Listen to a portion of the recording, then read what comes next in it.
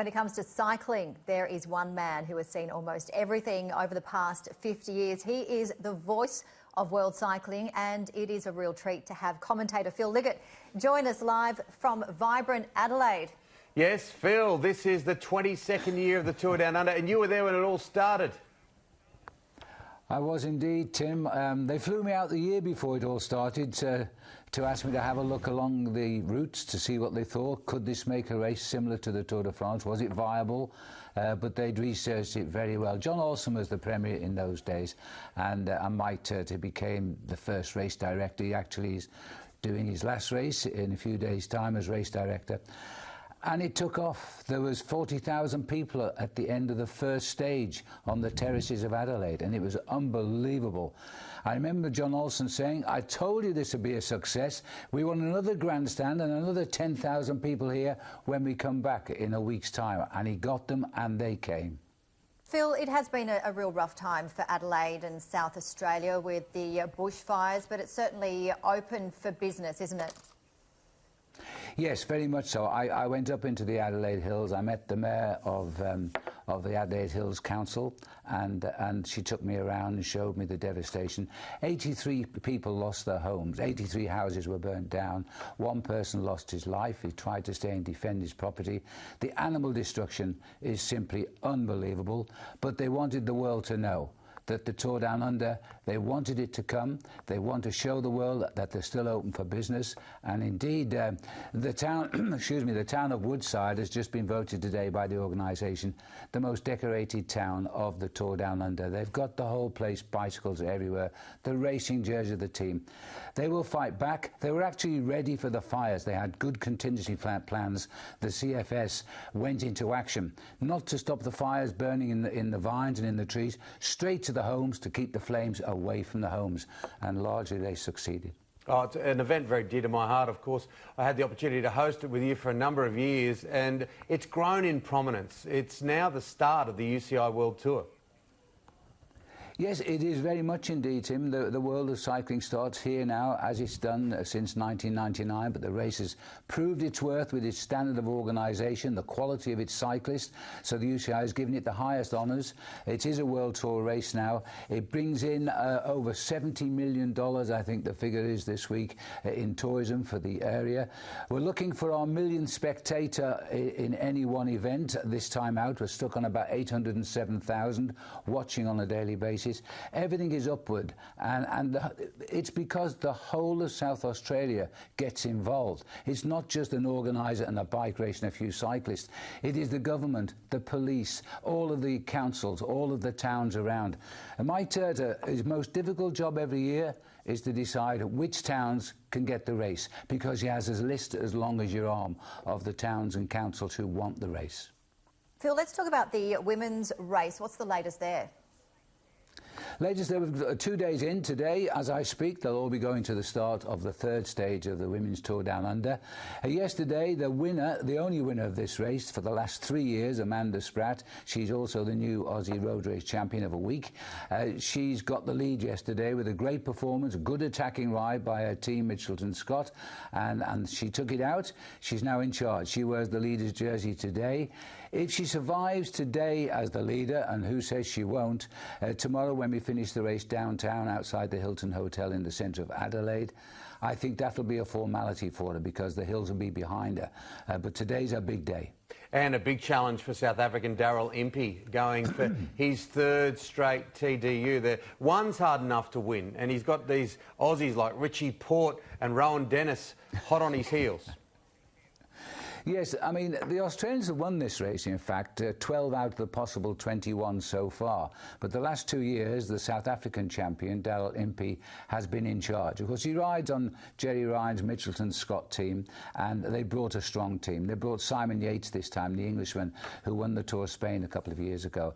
And I think they're certainly the team to beat, but there are the riders here to beat him, and I think they'll work for Daryl, even though Cameron Myers here as the new Aussie champion, which a title he's never won before, and the previous winner of this race. But I think it'll be probably the challenge will come from Richie Porte. Remember, he's the King of Wollonga, Tim, when you were working with me there, we always called him the King of Wollonga. He's won up this hill 6 times out of 6 attempts. He'd love to make it 7. I saw him the other day in the lift, and I said, "You look a bit thin, Richie. I think if you turn sideways, you're going to fall down the lift shaft." And he said, "I'm in good form." And he looks good. He's a Tassie rider. He's a very likeable character. If anybody's going to beat Daryl Impey in the Mitchelton team, I would go for Richie. But as you say, watch out for Rowan Dennis, because Rowan's the world time trial champion. And the first appearance, too, by the new world champion on the road, that's Mats Pedersen from Denmark, and he's enjoying himself. And we've got Romain Bardet, 2nd and 3rd in the Tour de France. He's never been to Australia, never mind the Tour Down Under. Speaking with him yesterday, he has just fallen in love with this country, and he's been here since December, so we can't count him out either. Phil, I need to ask you, for people who aren't cyclists and are watching in awe the incredible endurance that you guys perform day in, day out, how do you prepare? What do you eat? I mean, it's just phenomenal, the amount of hours that you put in, and then you get back up again on your bike the next day. Are you talking about me personally? Well, you have a pretty rigorous cycling with your mates from the Italian restaurant. Oh, Tim, now look, we're not getting on the subject of pies, are we? No, we won't. I've never eaten one. Do you eat pies before you ride? No, I don't, but Tim does. No, I'm just... Look, I'm not a workaholic, believe me. I converted my hobby over 50 years ago into my life. And as Tim knows, it's not just about bikes. I work very deeply with animals and things like that. But I get up very early and I go cycling because I made all my friends here. The very first day I was on the Tour Down Under in '99, I had a phone call to my room from a guy called, we'll call him Peter because that's his name, and he said, "Did I ride a bike?" I said, "Yeah." He said, "Would I go cycling with the lads every day in the morning?" I said, "Sure." "What time?" He said, 5:15. I said, "No. I'll see you at 6:15, and we've been doing that for 22 years. And they look after me so much. They protect me. They stop people coming to talk to me. They are hilarious when you see them in action. But on the other way, once that race is in my legs and I go back to the hotel shower, I feel great. And I'm going to get out there and give them a good commentary, meet the riders, talk with the boys, and then in the evening, I usually do a reception somewhere other and give a talk and hopefully make some people laugh. It doesn't always work. I found Tim very boring company. Oh, holy Moses. I wouldn't have thought you'd ever go to broadcast with that, but now you've said that. I'll stay on the nice front. Well, hopefully we'll get to chat with you over the next couple of weeks again, but the work with rhinos, you and a number of people do some wonderful, wonderful work. You live a good part of your life in Africa. Yes, I do. I've got a beautiful property in Africa on the river. I always say it's 8 kilometres inside the last fence in South Africa. After that, you can't walk unless you want to get eaten by a lion, but you can walk to Mozambique. It's only 250 kilometres. Or you can walk to Zimbabwe. That's about 300. Or you can walk to Botswana. That's another 300 kilometres. But you'll be eaten on the way. It's very remote. But when I bought the place, it was really an escape zone, but I walked into a war zone because of the poaching which has gone on, devastating the rhino population of Africa. And we've gone down from 12,500 rhinos. They won't give the true figures anymore, but I know that they're inside 4,000 rhino left in South Africa, and we're working very hard to stop that. Only this morning, as I came to the studio, there's a case going on now where a police officer is in the dock because of poaching rhinos. I mean, it's crazy. But we are seeing a trend. It's a good trend, and I'm not going to give up. And, of course, I've walked now here into Australia at this time, and we've got the devastation of the animal population. I mean, scientists are saying 2 billion animals gone from Australia. You wouldn't believe there's that many animals in this country. But with Kangaroo Island, which is so close to where we're sitting right now, 20,000 plus koalas dead. 10 years ago, they had a problem with koalas. They had too many. Now they've lost 20,000. So I'm also an ambassador with my wife, Trish, with the Koala Centre of Excellence up at Cleveland. And we've got meetings hopefully this week to discuss that situation too. We're thinking of having a bike ride to raise some money. How about that? That's a great idea. Fantastic idea. And I tell you what, there's a lot of events around Adelaide, aren't there, over the next few days and weeks with the tour down under to raise money for the bushfire relief.